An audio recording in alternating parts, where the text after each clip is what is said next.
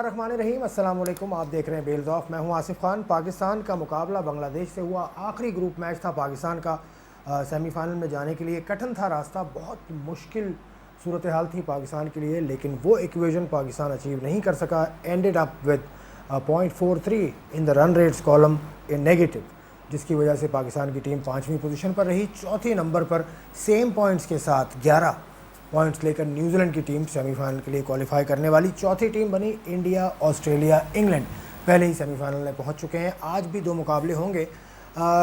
एक मुकाबला तो इतना अहम नहीं है बिल्कुल, भारत का जो मुकाबला श्रीलंका से होगा और दूसरा ऑस्ट्रेलिया का साउथ अफ्रीका से होगा। लेकिन यहाँ ये तय हो सकता है कि कौन सी टीम टॉप करेगी ग्रुप से। तो जो टॉप टीम होगी वो 4th नंबर की टीम से सेमीफाइनल खेलेगी और 2nd और 3rd का मुकाबला सेमीफाइनल में होगा। पाकिस्तान की टीम ने यकीनन इस वर्ल्ड कप में कुछ पॉजिटिव्स हासिल किए हैं, ज़रूर उनको हम हाईलाइट करेंगे। उसके अलावा क्या कमियां रहीं उस पर कोशिश करेंगे बात करें, क्या होना चाहिए आगे उस पर भी हम बात करेंगे। और the brightest spot in the Pakistan campaign obviously Shaheen Shah Afridi, उस पर हम तफसील से बात करेंगे कि वो 15 साल के थे उस वक्त से लेके अब तक, बल्कि इस साल के शुरू में भी उन्होंने वर्ल्ड कप मुकाबलों में 6 खिलाड़ी आउट किए थे, वो भी हम रिकॉल करेंगे।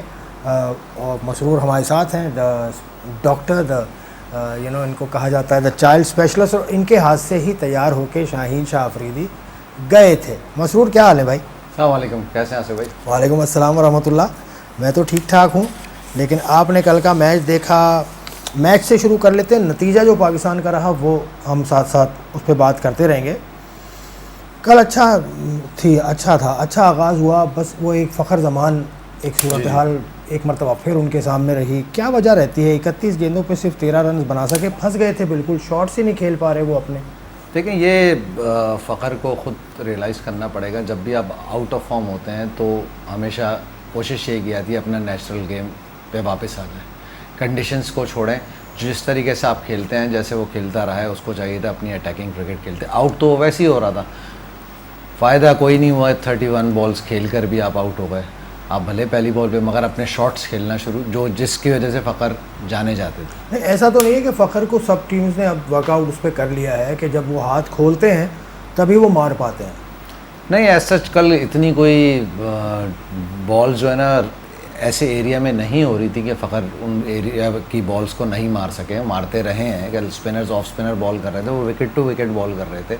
वो स्वीप भी मारते हैं, स्लॉग स्वीप भी मारते हैं, निकल के भी मारते हैं। कल फ़ख्र की इंटेंट ही नहीं थी कि मारना शॉट मारना है।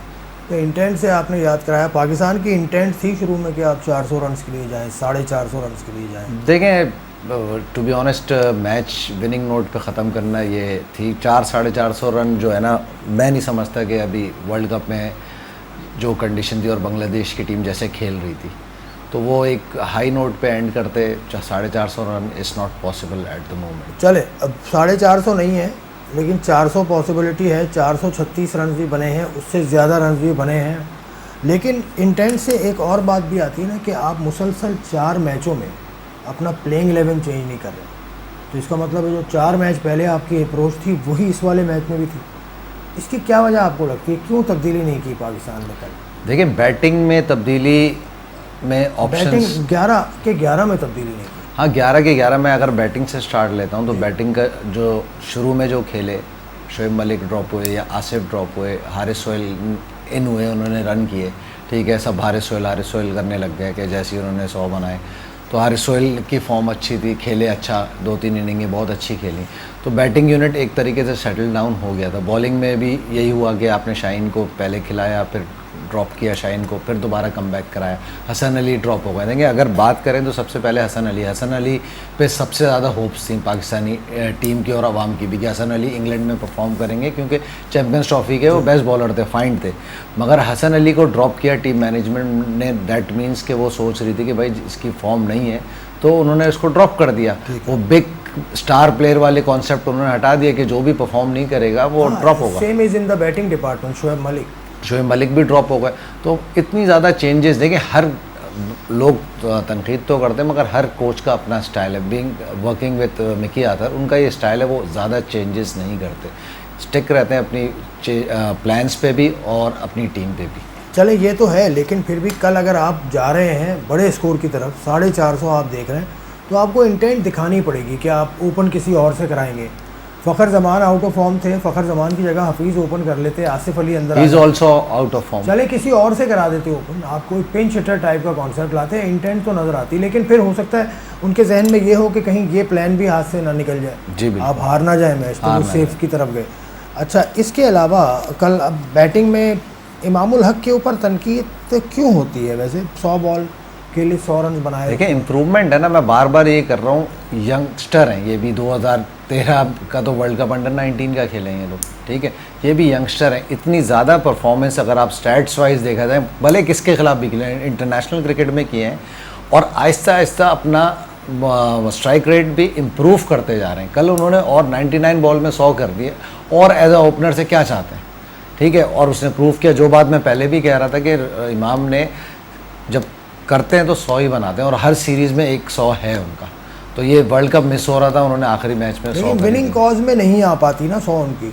देखिए विनिंग ज़्यादातर आती भी है। बिल्कुल बिल्कुल, मैं आपसे वही बात कर रहा हूँ कि लेजेंड सचिन तेंदुलकर को ये विनिंग कॉज का ठप्पा लगा के ख़त्म कर दिया। विनिंग ओपनर्स जो है ना, ओपनर्स ऐसे मैच फिनिश नहीं करते। फिनिशर मिडिल ऑर्डर में ही आता है या लोअर मिडिल ऑर्डर में ही आता है, वही ओपनर अपनी जॉब लेता है। फिनिश नहीं कर रहा, लेकिन ये कि फाउंडेशन जब ये दे देते हैं तो इनकी फाउंडेशन के ऊपर इतना कोई खास आगे काम हो नहीं पाता। इन यंगस्टरों को भी थोड़ी सी आप एज इस तरीके से देंगे, चाहे इमाम हो चाहे बाबर हो, ठीक है। हमारा जो मिडिल ऑर्डर और लोअर मिडिल ऑर्डर जो हमेशा पाकिस्तान का जाना जाता था, वो इस तरीके से परफॉर्म नहीं करा। 2 सीनियर हफीज़ और शोएब मलिक जो मैच फिनिशर भी थे और स्ट्राइक रेट भी अच्छा था, बड़ी हिट्स भी मारते थे, वो इस तरीके से परफॉर्म नहीं कर पाए।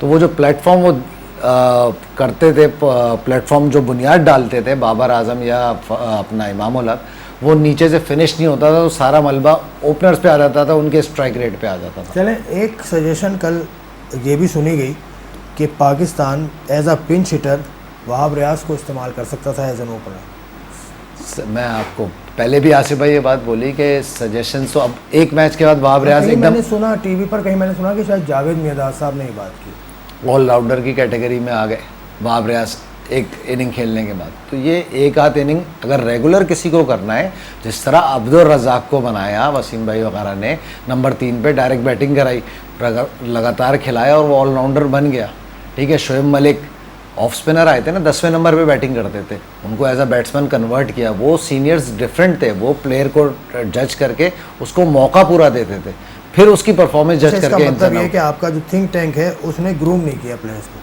प्रॉपरली। मैं पिछले 3-4 बरस की बात कर रहा हूँ, ये एकदम से तो नहीं हुआ। सिस्टम में इन्स एंड आउट काफ़ी हो रहे हैं, वो वाली परफॉर्मेंसेज आई भी नहीं अभी लड़कों में। अभी बाबर आजम है, जिस तरीके से जो भी बोले मिकी आथर को, कम से कम उसने पाकिस्तान को एक, मैं कहता हूँ, सुपरस्टार दिया है। उसने मुसलसल बैक किया, ट्रस्ट किया बाबर आजम पे, और बाबर आजम आज, हाँ बिल्कुल किया, और बहुत उन पर तनकीद भी हुई बाबर के हवाले से, बहुत नाजेबा लफ्ज़ भी इस्तेमाल किए गए, बहुत कुछ कहा गया। हम ऐसा करेंगे आपकी एक्सपर्टीज़ से फ़ायदा उठाते हुए, पिछले 3-4 बरस में, या कम से कम जब से मिकी और इंज़िमाम वगैरह आए हैं, कितने नए लड़के आए मंजर से चले गए, ज़रा उनको हम रिकॉल कर लेंगे आपकी एक्सपर्टीज़ को सामने रखते हुए।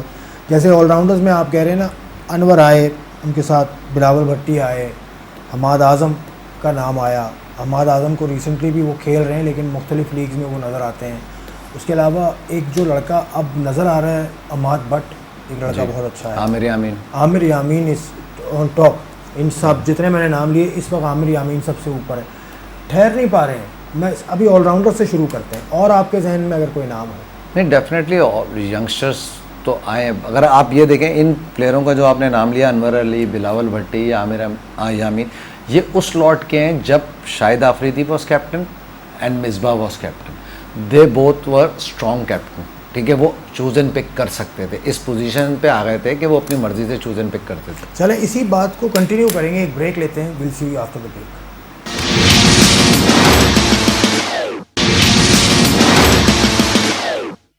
टू बेल्स ऑफ बात हो रही थी, जो टैलेंट आता रहा, 1-2 नाम मिस हो गए थे, जैसे फ़हीम अशरफ है, लेकिन वो आपने कहा वो तो एस्टैब्लिश्ड है, डेफिनेटली काफ़ी अरसे तक टीम का हिस्सा रहे हैं। तो वो आप बिलावल का और अनवर का ये था कि उस वक्त कप्तान की स्कीम ऑफ थिंग्स में वो नहीं आ रहे थे, जी। लेकिन फिर बाकी अब आप फास्ट बॉलिंग में अगर आते जाएँ, आप शाहीन के साथ, इसके साथ अपना शनवारी, उस्मान शनवारी डेफिनेटली, और वो इन फ्यूचर वो तो अब फास्ट बॉलिंग की ना बेंच स्ट्रेंथ हमारी बड़ी स्ट्रांग हो गई, कंपटीशन लेवल जो है ना फास्ट बॉलिंग का बहुत बढ़ गया है।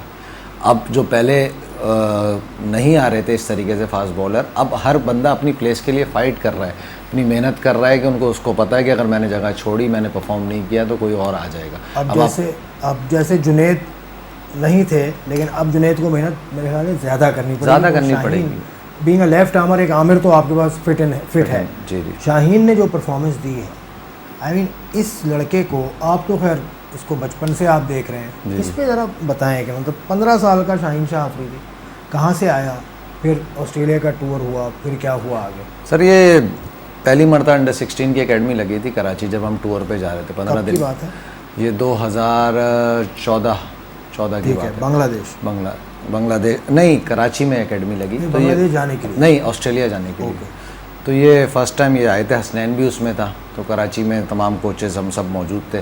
तो इत्तेफाक से मेरी टीम भी अंडर 16 का उस साल रीजनल चैम्पियन हुए थे, तो मैं भी उस एकेडमी का हिस्सा था। तो फिर इससे फ़र्स्ट टाइम मुलाकात हुई, जारी बात है क्योंकि एक्स्ट्रा ऑर्डिनरी हाइट थी उसकी, तो सभी उस पे फोकस कर रहे थे।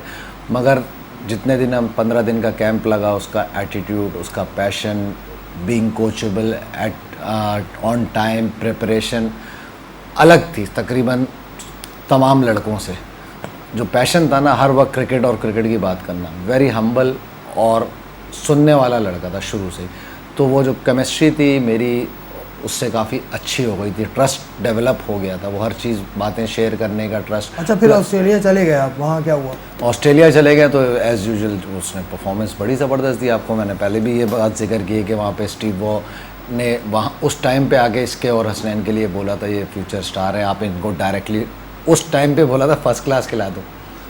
तो वो उसने ज़ाहिर बात है उनकी भी आई थी, तो वो बातें जब स्टीव वॉ से हुई तो प्रूवन हो गई कि जो हम जिस पे काम कर रहे थे, और एनसीए के और भी कोचेज़ हैं, इन दोनों के टीम में आने में बड़ा एनसीए का बड़ा अमल दखल है। जो रीजनल कोचेज़ हैं, मेरी केमिस्ट्री इस वजह से हो गई क्योंकि मेरा अपना स्टाइल है यंगस्टर। आप जो ऑस्ट्रेलिया गए थे उसमें तो हेड कोच रहमान भाई थे, मगर उस सर्किट में अंडर 16 सर्किट में रहमान भाई तो फर्स्ट क्लास करते थे, तो मैं उस सर्किट में था। तमाम बच्चे मुझे पर्सनली जानते थे हर रीजन के, क्योंकि मैं उनके साथ रीजन अगेंस्ट मैचेस भी खेला होता। मेरा स्टाइल भी थोड़ा उनके साथ बड़ा फ्रेंडली होता है बच्चों के साथ, और मैंने पहले भी ये बात बोली कि बच्चों के साथ थोड़ा बच्चा बनना बनता है। अगर आपका ट्रस्ट डेवलप हो गया तो वो आपसे बातें शेयर करेंगे। ऑस्ट्रेलिया टूर के बाद क्या हुआ इनका? 2016-15 में ऑस्ट्रेलिया का टूर किया, उसके बाद ऑस्ट्रेलिया टूर के आने के बाद ये दोबारा अंडर 19 जब पाथवे था ना, अब अंडर 16 से ये अंडर 19 में शिफ्ट हो गए। फिर ये उस टाइम पे जब ये फर्स्ट टाइम अंडर 16 में आए थे तो ये पेशावर रीजन से आए थे, उसके बाद बन गया फाटा रीजन। इनके बड़े भाई रियाज आफरीदी वो भी टेस्ट प्लेयर हैं, तो उन्होंने भी बड़ा गाइडेंस दी। इसको सेंस थी, गेम सेंस शुरू से थी क्योंकि फैमिली में क्रिकेट थी पहले से। रियाज आफरीदी वर्ल्ड कप जो 2004 में 19 का जीता, उस टीम का हिस्सा, उस टीम का भी हिस्सा थे, बाद में भी टेस्ट खेले। तो वो गेम सेंस उसकी थी शुरू से डेवलप के, उसको पता था कि क्रिकेटर को क्या क्या चीज़ें करनी चाहिए। और तो फिर उसके बाद वो अंडर 19 फाटा रीजन बन गया, तो फाटा की तरफ से अंडर 19 खेलने आए इधर। इत्तेफाक से कराची में मैचेस खेले, तो वो उस टाइम भी यहाँ आके से फ़ोन पे बात हुई, कह रहा मसरूफ भाई इधर तो पिचेज़ ही ऐसी नहीं है कि बाउंस नहीं हो रहा ये वो, मगर still he was working hard, पूरे स्पेल्स करता था अपने। विकेट्स इतनी नहीं ली उसमें, मगर एक्सेप्शनल टैलेंट था इसका। बॉल नया बॉल बहुत अच्छा था, इसकी लेंथ काफ़ी डिफ़िकल्ट थी अंडर 19 सर्किट में उस टाइम पे। फिर ये पाकिस्तान अंडर 19 में चले गए, एशिया कप एवरेज परफॉर्मेंस रही। अंडर 19 में भी जब ये गए थे वर्ल्ड कप के लिए, तो शुरू के साइड मैचेस में ये इसकी परफॉर्मेंस नहीं थी इतनी अच्छी, तो मैनेजमेंट ये इस सोचने पे थी कि शायद इनको ड्रॉप कर दे। फिर एक साइड मैच में इसने 5 आउट किए, तो फिर ये रेगुलर वर्ल्ड कप पूरा खेले और फिर सबको इम्प्रेस किया। वर्ल्ड कप अंडर 19 में अभी जो जनवरी में हुआ था, उसमें आयरलैंड के खिलाफ 6 आउट किए थे। जी जी जी। तो अब और उसी साल आके बड़े 50 ओवर वर्ल्ड कप में दोबारा से 6 आउट करना, ड्रीम स्टोरी, लेकिन पीछे बड़ी मेहनत है। अच्छा, एक आखिरी चीज़ इसके बारे में बताएं, यंग है बहुत लेकिन बड़ा मैच्योर, यही बात है मैं आपको बता रहा हूँ, बड़ा मैच्योर है, एक कॉन्फिडेंट शुरू से है। कल आप एक सिंपल सी बात देखें, कल वो इंटरव्यू देने इंटरप्रेटर के साथ नहीं है, उसने जो भी बोलना था ना, चलो मैं खुद बोलूँगा, लेकिन वो सही बोले, बिल्कुल सही बोले। यही तो कॉन्फिडेंस है ना। एक साल के अंदर वो सारे इंटरव्यू के सब सारी लैंग्वेजेस में दे रहा होगा, ये कॉन्फिडेंस की बात है जो उसको शुरू से ही बचपन से ही बिल्ट इन था, कॉन्फिडेंट था वो, और किसी चीज़ के लिए मतलब मना नहीं होता था, मैं करूँगा। और मैं दूसरी करके दिखाऊंगा। अच्छी बात, सबसे बेहतरीन बात कि ये रिस्पेक्ट करते हैं गेम की नहीं, बल्कि सामने वाले प्लेयर को कभी इसने ह्यूमिलिएट नहीं किया। यहाँ तक देखा है कि जब इन्होंने शाहिद आफरीदी को आउट किया जी जी जी, एक मैच में, तो ये अपना सेलिब्रेशन इन्होंने रोक दिया। This is how you respect your elders. और ये कॉपी भी करते हैं शाहिद के, शाहिद की कॉपी। शाहिद दोबारा बड़ा अच्छा है Shaheen Shah Afridi, go well boy, go well. अच्छा, ये पॉजिटिव है, बहुत बड़ा पॉजिटिव है पाकिस्तान के लिए। लेकिन इसको अब यहाँ तक तो ये आ गया, किसी को नीचे से उठा के ऊपर तक लेके आना तो एक काम होता है, लेकिन फिर उसकी को सस्टेन करना मेरे ख्याल है ये उससे भी ज़्यादा मुश्किल काम है। देखिए, थोड़ी सी हम लोगों को भी देखना चाहिए। एक यंगस्टर आया, ठीक है, परफॉर्म किया है। अप्स एंड डाउन्स परफॉर्मेंसेस में होती हैं। शुरू के मैच खेले, पिछले मैचेस जो खेले थे सब ने तनकीद करना शुरू कर दी, शाहीन शाह अफरीदी क्यों खेल रहा है, 80-80 रन दे रहा है, 80-80। यंगस्टर है, आहिस्ता आहिस्ता लर्न करेगा। उसको भी नहीं पता कि किस लेंथ किस तरह वेरी करते हैं, आहिस्ता आहिस्ता सीख रहा है। सीनियर्स वसीम भाई मौजूद है, अज़हर महमूद मौजूद हैं, तो उसको भी थोड़ा टाइम दें। सुपरस्टार बनने के लिए उसको भी थोड़ा टाइम दें कि वो इसी तरीके की परफॉर्मेंसेस आप पाकिस्तान के लिए देते हैं। ज़रा सा मुख्तलिफ जो नज़र आता है, कल शोएब अख्तर भी उस पर बात कर रहे थे कि उसकी रिस्ट पूरी तरह से लॉक नहीं होती है। मतलब मेरी तो समझ नहीं आता, जब वो गेंद कर रहे होते हैं उस वक्त उसकी रिस्ट आखिरी मौके पे अनयूजुअल सा है। ज़रा वो आप डिफ़ाइन बेहतर करेंगे। देखिए, मैं एक हमेशा पॉजिटिव, अगर मैं अब एज अ कोच बात कर रहा हूँ ना, तो मैं पॉजिटिव चीज़ को लेकर उसको एनहेंस करता हूँ। नेगेटिव चीज़ अगर है तो ठीक है, मगर हम पॉजिटिव इतना 200% ले जाएं कि वो नेगेटिव खुद ही ख़त्म हो क्या जाए। नेगेटिव होता है ये? क्या नहीं, नेगेटिव नहीं है। देखिए, हर के अंदर कुछ ना कुछ फॉल्ट है। अगर आप टोटल एनालाइज करने लग जाएंगे उसकी परफॉर्मेंस को या उसके एक्शन को, इस एज में 20-21 साल में अगर हम कोचिंग कोर्सेज वगैरह जो करते हैं उसमें ये बताया जाता है कि अगर आपको कोई ज़्यादा ड्रास्टिक चेंज करनी है तो 13 से 15 तक कर सकते हैं। उसके बाद बहुत ज़्यादा टाइम लगता है, उसके बाद बहुत ज़्यादा प्रिपरेशन, बहुत ज़्यादा हार्डवर्क करना पड़ता है। आज के अगर कोचेस होते तो वसीम भाई का एक्शन भी वो तो फेल कर देते। हाँ, तो वो तो सब वसीम अकरम का जो फुट लैंडिंग थी या बैक फुट उनका जैसा था, कहते हैं आप कोच हैं, आपको ज़्यादा पता होगा, लोगों से सुना है कि वो भी बिल्कुल कॉपी बुक स्टाइल नहीं था, उसको चेंज कर देते। ये तो ऑन रिकॉर्ड बात है। सोहेल तनवीर आपके सामने उस टाइम पे इस टाइप के रॉन्ग फुटेड बॉलर कोई खिलाता ही नहीं था, फर्स्ट क्लास में नहीं खिलाता था, और उन्होंने पूरी दुनिया में डोमिनेट किया। T20 लीग में IPL के बेस्ट बॉलर वो भी एक ज़ाया होने वाला टैलेंट है। नहीं, वो तो काफ़ी खेल गया, नाम नहीं, लेकिन अभी भी उनमें क्रिकेट तो बाकी है। क्रिकेट बाकी है, मगर देखें फिटनेस लेवल का फ़र्क था सोहेल तनवीर का, जिसकी वजह से वो उस टाइम बाहर कितनी फिटनेस, क्या फिटनेस चाहिए होती है। देखें, यही इमाद वसीम था जिसके बारे में सिलेक्टर ने कहा कि ये इज़ नॉट फुली फिट, लेकिन इसको कैरी किया। इमाद वसीम ने आपको देखें, इमाद वसीम की हिस्ट्री लोग समझ रहे हैं कि पता नहीं, 2011 की बात बता रहा हूँ। ये ग्रेड 2 क्रिकेट एकदम मतलब छोड़ने के उस पे थे, अंडर 19 के बाद से रीजन से खेल रहे थे, और मैं उस टीम का कोच था। उमर एसोसिएट ग्रेड 2 में खेल रहे थे। इमाद वसीम मेरी टीम का हिस्सा थे और इससे डबल थे। चले मैं आपको बाद में बताता हूँ। इमाद वसीम भी 2006 का जो अंडर 19 वर्ल्ड कप जीता है सरफराज की कप्तानी में, उसका हिस्सा थे। एक ब्रेक के बाद we'll talk more about Pakistan cricket.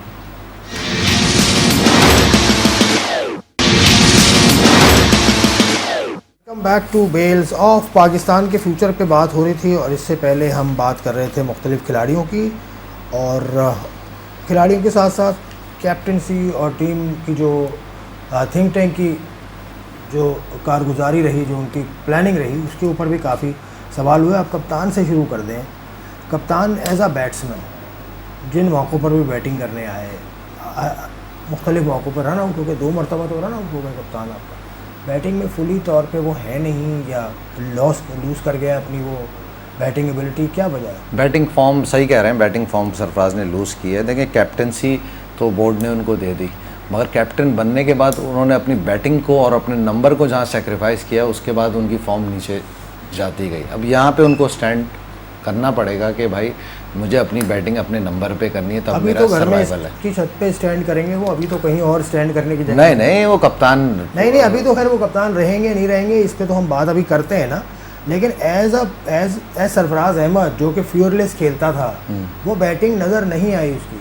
बिल्कुल सही बात करें। मैं उसको प्लानिंग के अंदर भी, अब 4 दफ़ा आप टीम चेंज नहीं कर रहे, आप टीम का बैटिंग ऑर्डर चेंज नहीं कर रहे, आप स्टेटमेंट्स ऐसी दे रहे हैं कि मैं 500 रन करूँगा। खैर उसमें एक सवाल के जवाब में कहा था। फिर आप प्रेस कॉन्फ्रेंस के अंदर आप रैश हो रहे हैं, किसी ने सवाल किया तो आप कह रहे हैं नेक्स्ट क्वेश्चन। आई मीन ये किस जानिब इशारा करती हैं ये सारी चीज़ें? सवालात भी तो देखें ना, उसके साथ ये भी तो देखें पूरे वर्ल्ड कप में क्या क्या सिनेरियो हाँ, हुआ वो जो हुआ ना वो उस पे तो वो कभी कभी condemn- एज देना चाहिए हमें भी कि अपने as a captain, Pakistani captain को कभी ना कभी एज देना चाहिए। हर वक्त हर चीज़ एकदम स्ट्रेट सीधी लाइन में नहीं कर सकते, ठीक है। क्रिकेटर हैं, कभी इन गुस्से में भी आ गए, कभी कुछ बोल भी दिया, फिर सॉरी भी की, बहुत से ऐसे वाक़यात होते रहे। तो ये और ये जो मैनेजमेंट नंबर का है, अभी सरफराज उस पोजीशन पे नहीं है, आपको भी ये बात पता है। ये पूरी कंसर्न से होती है जो भी टॉप मैनेजमेंट है, चलें मिकी ठीक है, आर्थर हाँ, से लेकर। पूरा एक प्लान करते होंगे मिकी आर्थर। चलें अब आगे जाके मिकी अपनी प्लानिंग बेहतर कर लेंगे ना इंशाल्लाह। आगे जा रहे हैं। मिकी डेफिनेटली जाएंगे। मुझे नहीं लगता कि मिकी को चेंज करना चाहिए। देखिए मिकी ने कुछ भी किया, आप जितनी भी तनकीद कर लें, मिकी आर्थर की बात कर रहा हूँ। मिकी आर्थर की बात कर रहा हूँ मैं। फिट दूसरा वाला मिकी तो चेंज नहीं हुआ, बचपन से हम देखते आ रहे हैं वही मिकी है। मिकी आर्थर भी चेंज नहीं होंगे, देखिएगा, और चेंज होना भी नहीं है। देखें कम से कम कुछ चीज़ें मिकी आर्थर की मतलब बेल्ट में है, चैंपियंस ट्रॉफी, T20 की नंबर टीम, इंतखाब आलम साहब बाबर को आजम। ना 92 नहीं, मैं तो करंट की बात कर रहा हूँ ना। देखें फिटनेस कल्चर उन्होंने डेवलप किया है यहाँ पे। पाकिस्तान में फिटनेस कल्चर इतना था नहीं, वो उसने अवेयरनेस दी। फील्डिंग कल्चर डेवलप करा जा रहा है, ठीक है। और जो फील्डर अच्छा नहीं है उसको टीम से बाहर हो रहा है। आसिफ अली की मिसाल वापस आ आपके जाते पास है। हैं। वापस हफीज के बारे में देखें, जो मिकी आर्थर ने कहा ना कि ये लड़का फिट नहीं है, ये फिट, हफीज़ के बारे में उन्होंने कहा था कि या तो आप पूरे, आपको ऑलराउंड, आपको 2 डायमेंशनल तो कम से कम होना चाहिए उसकी वनडे टीम में आने के लिए। जी मोहम्मद हफीज़ आए टीम में वापस, बिल्कुल आए। देखें मिकी आर्थर, मैं फिर आपसे बात कर रहा हूँ, वो एक अवेयरनेस दे रहा है। देखें उसके साथ भी टीम मौजूद है, उसको सिलेक्शन कमेटी को भी जवाब देना पड़ता है, चेयरमैन साहब को भी, और कैप्टन के सामने। ये पूरी एक टीम है, मगर कम से कम ये अवेयरनेस आवाम को दी जा रही है, फिटनेस या प्लेयर्स अवेयरनेस को। तो देखें, अवेयरनेस के तरीके तो बहुत सारे निकाले हुए, ये तो दे रहे हैं कि on a lighter side ICC भी अवेयरनेस दे रहा है। एक ICC बड़ी अच्छी कल वीडियो उन्होंने निकाली, मैं चाहता हूँ वो देख लें आप। मोहम्मद हफीज़ का जो हाथ से गेंद निकला था जी, पहले जी, ओवर जी, में, उस पर आईसीसी ने एक बहुत चंद सेकंड्स की एक वीडियो बनाई है, आप देख रहे हैं उसको, ये देखिए। कुछ ज़्यादा चले गए, पता कुछ ज़्यादा ही आईसीसी ने उसको खींच दिया। हैरत है आईसीसी का भी, मतलब अब तो सोशल मीडिया का दौर है, आईसीसी भी इस टाइप की चीज़ें कर ये रहा है। आईसीसी के सोशल मीडिया पर ही है। पता नहीं अब इसको हफीज़ किस तरह से लेंगे, मतलब वो कभी कभार वो थोड़े से ऑफेंड हो जाते हैं, लेकिन ये कि इस वीडियो पर हफीज़ ने जो अपना रिएक्शन दिया था, जो मुझे बताया जा रहा है, हमारे प्रोड्यूसर बड़े मुस्तैद हैं, अच्छा, उन्होंने देखा है ट्वीट पे, हफीज़ बड़े खुश हुए इसमें। खुश हुए ना, फिर बात है ये, इसमें तो नाराज़गी वाली तो कोई भी आपकी बात नहीं हमने है। पहुंचा दी, हफीज़ के बयान आपके तवस्सुस से पहुंच गया है, लेकिन ये चीज़ें भी साथ साथ चलती रही। इस पर भी हमने आपको अपडेट तो प्रोग्राम के इस प्लेटफॉर्म से किया है कि आईसीसी का डिजिटल प्लेटफॉर्म बड़ा अच्छा इस दफ़ा मुख्तलिफ काम कर रहा है, पीसीबी का भी कर रहा है। और उसके साथ साथ शुएब मलिक के जो पूरा एक सिलसिला कल हुआ, ये जो पाकिस्तान टीम ने जी, जी, दिया, send off ये दिया। पाकिस्तान क्रिकेट बोर्ड ने भी आईसीसी की तरह, पाकिस्तान क्रिकेट बोर्ड का जो मीडिया है, सोशल मीडिया है, बड़ा स्ट्रीमलाइन हुआ है। ये पाकिस्तान क्रिकेट बोर्ड ने जारी की थी वीडियो, जी जी, और पूरा म्यूज़िक के साथ, बीच में किस तरह से Players आए सारे। गार्ड ऑफ ऑनर दे रहे हैं प्लेयर्स शुएब मलिक को। शुएब मलिक की सर्विसेज भी याद रखी जाएंगी क्रिकेट में। बिल्कुल पाकिस्तान के लिए बड़ी सर्विसेज हैं शुएब मलिक की, और फ्यूचर में T20 में आप दोबारा देखेंगे शुएब मलिक को। वनडे क्रिकेट से रिटायर हो गए, गुड लक टू हिम। लेकिन एक मिला जुला करियर है शुएब मलिक का, 20 साल में इस्टेब्लिश। मैं ये नहीं समझता कि वनडे साइड में कोई एक नंबर पे आप अगर नाम लें कि शुएब मलिक का ये नंबर का प्लेयर है, तो शुएब मलिक अपने आप को उधर या तो इनको इस्टेब्लिश किया नहीं गया, या शुएब मलिक रिटायर नहीं हो रहे as an established one day player. 20 साल खेल गए, 20 पाकिस्तान से खेल कप्तानी की, ठीक है, किसका कसूर है? शुएब मलिक का। नहीं, शुएब मलिक का कसूर की बात नहीं कर रहा मैं, तो फिर वो सिस्टम पे ही सवाल उठा रहा हूँ ना, जो आपको तैयार करता है सिस्टम। उसने एक लोग किसी को आइडेंटिफाई कर लेते हैं ना, आप अंडर 19 से आइडेंटिफाई कर लेते हैं कि टैलेंट है। हालांकि ज़ाया हो गया हमारा अंडर 19 का टैलेंट, एक हमने आइडेंटिफाई किया था खालिद लतीफ़ की शक्ल में। वो एक अच्छा टैलेंट आ रहा था एज अ कैप्टन, लेकिन वो दूसरी तरफ चले गए। सलमान बट दूसरा था जो कि शुरू से आइडेंटिफाई किया हुआ था। और भी ऐसे बहुत से लोग हैं जिनको मुख्तलिफ लेवल पे कप्तानी मिली। फैसल इकबाल उसकी एक मिसाल है, लेकिन ऊपर आके फिर वो भी ज़्यादा देर नहीं रह पाए। तो इस तरह से इनके बारे में ये नहीं कहा जा सकता कि ये establish number 4, number 3, a legendary middle order batsman, क्या ये कहेंगे? यूटिलिटी प्लेयर कहते थे शोएब मलिक को हमेशा से। Good fielder, good athlete, good batsman and good bowler. Bowling से कैरियर स्टार्ट किया, हाँ, ठीक है, और फिर बैट्समैन शायद बैटिंग पहले मैचेस में ये 10वें 8वें 9वें जी जी नंबर पे इन्हीं नंबरों पे बैटिंग की है तो शोएब मलिक वहाँ ने से start। तरक्की। अच्छा, एक जो चीज़ ये लेके आए ना शोएब मलिक, जो इनके ऊपर होनी चाहिए, फिटनेस कल्चर को जो उसको आप यूँ समझ लें, उसको दिखाना नौजवानों को, खुद प्रूफ हाँ, करके। प्रूफ करना, और नौजवानों को एक टाइम में आपको याद होगा इनको टास्क दिया था पाकिस्तान क्रिकेट बोर्ड ने कि आप अहमद शहजाद और उमर अकमल इनको आप इनको इनकी गार्डियनशिप करें या इनको देखें।